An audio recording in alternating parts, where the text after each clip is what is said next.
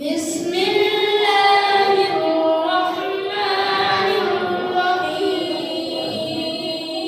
الرحيم يا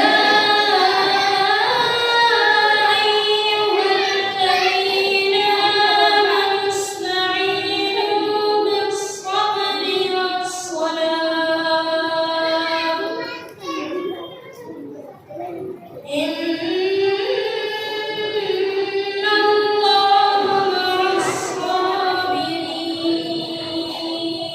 الصابرين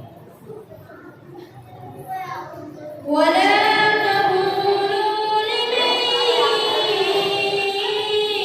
يقتل في سبيل الله أموات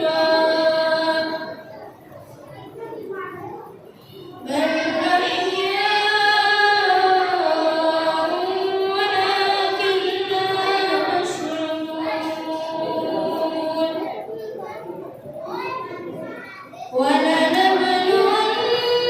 ولنبلونكم بشيء من الخوف والجوع ونقص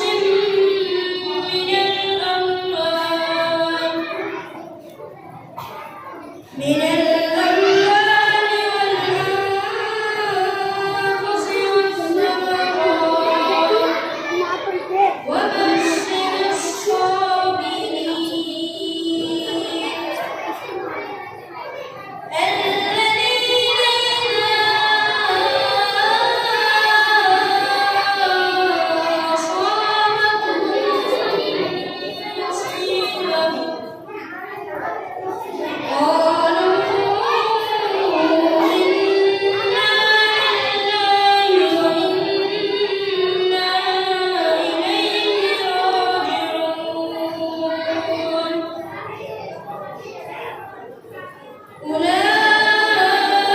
أولئك عليهم صلوات